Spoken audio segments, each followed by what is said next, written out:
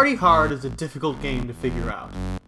Developed by Pinnacle Games and published by TinyBuild, the semi-procedural mass murder simulator does so much right that when it veers off path and becomes too frustrating for its own good, it's hard to say whether or not the negatives outweigh the positives.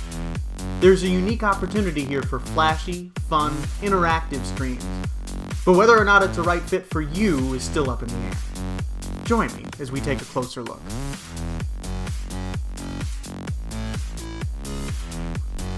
This game was designed with streamers in mind, and it shows.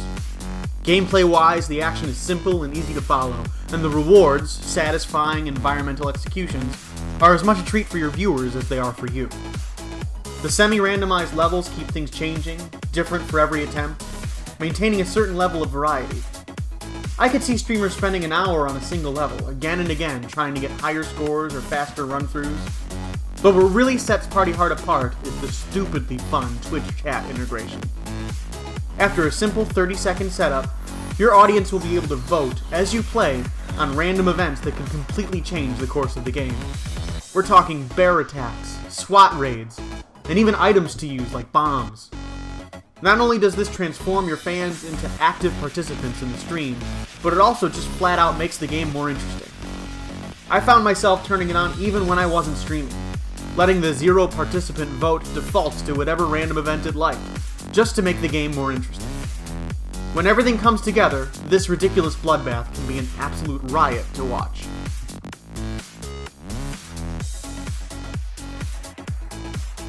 It's when things don't come together, though, that you start seeing the game's blemishes. I was about halfway through the game the first time I got stuck, and there I remained for hours. You see, environmental traps don't respawn, with a few exceptions. You can only use each one once. And once they're gone, the only option left for you is stabbing people. Now, leaving stabbed bodies around attracts police, so you have to hide them. But some levels don't have anywhere to hide the bodies. Combine this with the limited number of traps and you end up having to carefully, meticulously, methodically stalk and stab anywhere from 10 to 50 people in a level.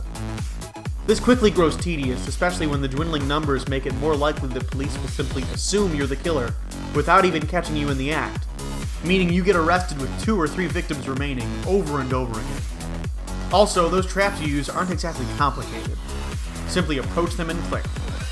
This, too, can become tedious when you linger on the same level for hours and hours. A lot of the variety in this game is merely on the surface, the gameplay consisting of the same actions over and over again.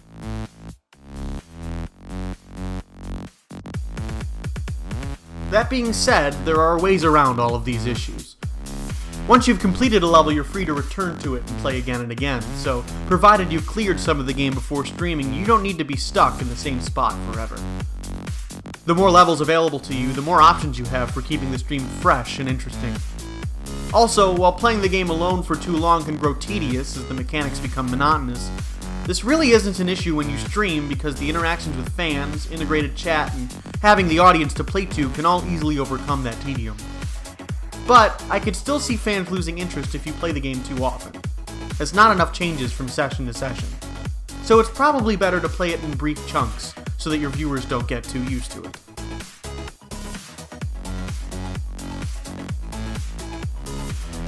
There were times when I hated this game. Struggling through the same level again and again for hours came close to breaking me. If you're the sort of broadcaster who likes to play the game for the first time as they stream, the possibility of you hitting the wall is there. That, and the necessity to not play it too often, might mean that this just isn't the right game for you. But if you're not scared away by all of that, what you'll find is unique, and an off-the-wall experience that you and your viewers really won't find somewhere else. Especially for creators looking for ways to get their fans more involved, it's worth a serious look.